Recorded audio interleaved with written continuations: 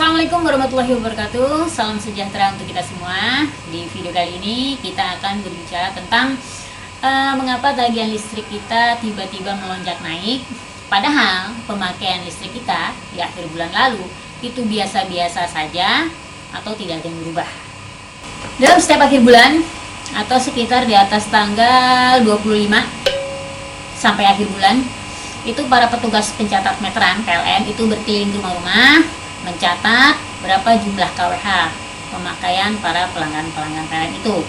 Nah, kemudian diinput, dilaporkan, dan akan kita bayar di bulan berikutnya, ya. Jadi pemakaian jumlah KWH dari akhir bulan lalu, ya, sampai akhir bulan ini itu dicatat, dilaporkan, dan kita akan membayarnya di bulan berikutnya. Contoh, tagihan yang keluar di bulan Juni itu adalah pemakaian di akhir April sampai dengan akhir Mei. Kemudian kita bisa membayarnya paling lambat biasanya tanggal 3 itu sudah keluar tagihan.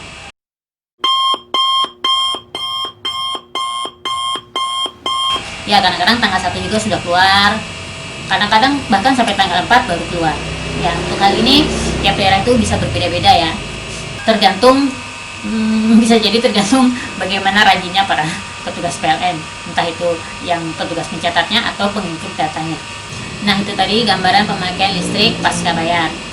Jadi berapa jumlah tagihan kita itu, jumlah tagihan kita di bulan ini itu bisa kita kira-kira, itu bisa kita perkirakan seperti apa pemakaian kita bulan lalu, ya. Nah, kembali kepada judul tadi, mengapa tagihan listrik kita tiba-tiba melonjak naik. Ada kemungkinan beberapa faktor. Pertama, bisa jadi karena memang kita di bulan lalu pemakaian listrik kita, ya, sebulan yang lalu pemakaian listrik kita memang benar-benar banyak, benar-benar besar, ya. Mungkin kita akan mengadakan pesta, ya. Saat itu kita akan mengadakan pesta sehingga penggunaan listrik sangat sering. Atau mungkin kalau kita akan menghadapi hari raya, biasanya setelah Lebaran itu tagihan listrik rata-rata melonjak. Karena apa? Karena di bulan Ramadan penggunaan listrik lebih banyak, ya. Kita malam lebih banyak terangnya karena sampai pagi-pagi harus menyiapkan sahur. Nah, itu kan kadang-kadang nggak cuma sahur sambil nonton TV, sambil menghidupkan gadget dan lain-lain, penggunaan listrik yang lain-lain, memasak.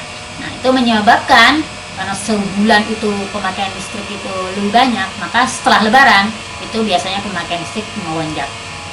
Atau seperti keadaan sekarang, ya, saat terjadi pandemi COVID-19 ini, yang mana kegiatan di luar rumah itu banyak dialihkan di dalam rumah, ya. Sekolah-sekolah banyak yang libur, kuliah-kuliah juga libur, atau banyak pekerjaan di kantor dibawa ke dalam rumah, sehingga pemakaian listrik di rumah jadi banyak. Yang komputer lebih sering dari biasanya, menonton TV bisa lebih sering dari biasanya, dan lain-lain. Nah, maka nggak heran tiba-tiba tagihan listrik kita melonjak naik. Itu faktor yang pertama, ya, karena memang benar-benar kita pemakaian listriknya lebih banyak daripada biasanya.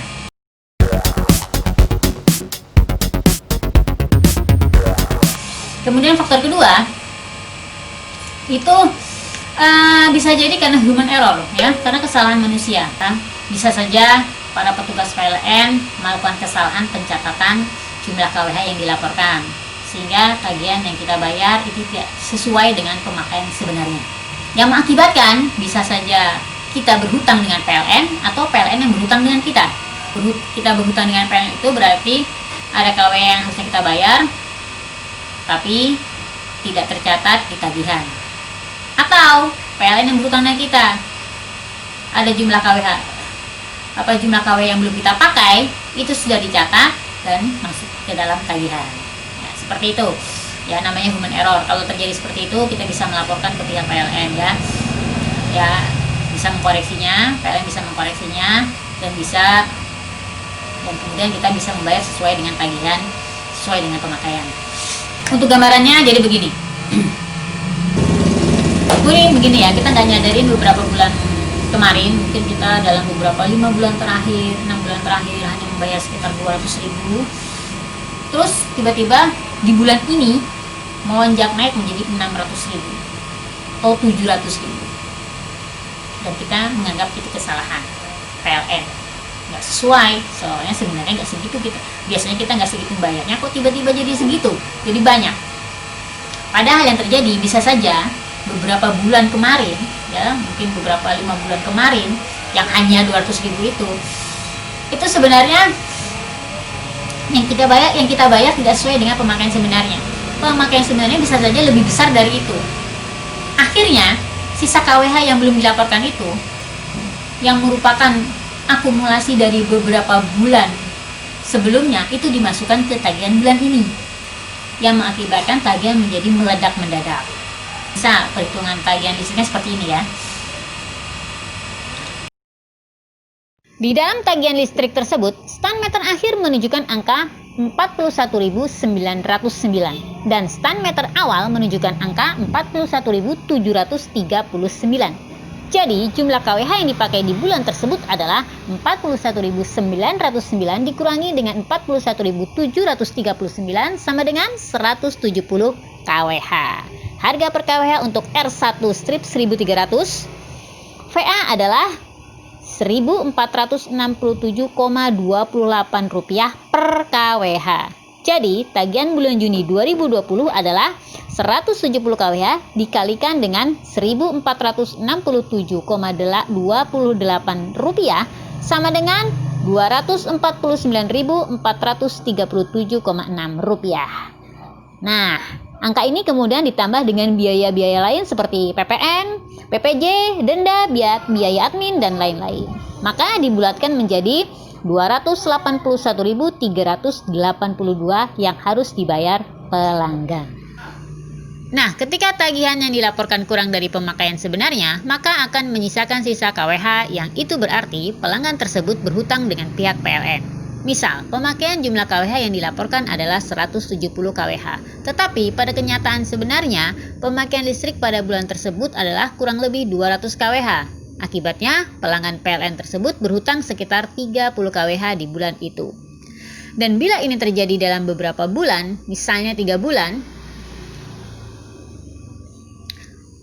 anggap saja dari bulan Maret hingga Mei, dengan keadaan pemakaian yang tidak berubah dan KWH yang dilaporkan juga jumlahnya tidak berubah, maka pelanggan bisa berhutang 30 KWH dikalikan 3 bulan. Bisa dihitung ya berapa hutang yang harus kita bayar pada bulan Juni, tentunya melonjak naik. Kalau seperti itu artinya kita mempunyai hutang KWH dengan PLN dan kita harus mengalisinya. Makanya tagihan melonjak itu artinya kita harus membayar hutang kepada pihak PLN. Nah, atau sebaliknya, PLN yang berhutang dengan kita. Pemakaian KWH kita yang mungkin hanya 200.000 kemudian ditulis menjadi 400.000 rupiah di tagihannya. Bisa saja terjadi karena ya PLN yang kelebihan mencatat. PLN yang kelebihan dalam mencatat dan melaporkan. Ya.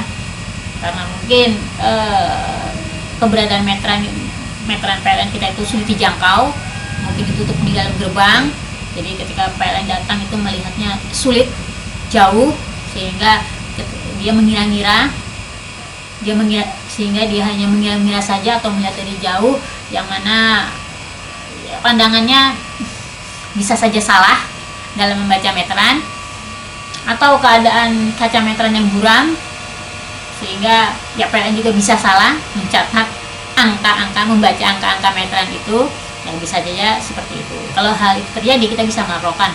Kalau memang kita menyadari, kita bisa membuktikan bahwa pemakaian kita tidak seperti itu, kita bisa melaporkan ke pihak PLN. PLN akan mengoreksinya dan kita akan ditagih sesuai dengan pemakaian kita yang sebenarnya. Nah, seperti itu.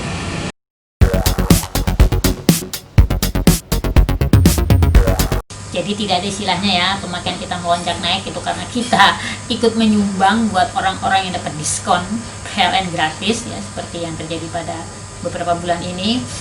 Itu tidak, karena kalau sampai itu terjadi ya berarti pemerintah melanggar hukum ya. Tapi yang sebenarnya terjadi ya seperti itu, bisa saja karena kesalahan pencatatan atau karena memang tagihan kita yang pemakaian kita yang memang benar-benar melonjak. Kalau memang pemakaian kalau memang tagihan yang kita harus bayar tidak sesuai dengan pemakaian yang kita pakai, kita bisa melaporkan, kita bisa minta pihak PLN untuk mengoreksinya, dan kita bisa membayar sesuai dengan pemakaian yang kita gunakan. Nah, itu tadi bagaimana gambaran tagihan listrik kita, mengapa bisa tiba-tiba melonjak naik atau tiba-tiba melonjak turun. Bila ada pertanyaan silahkan tulis di kolom komentar.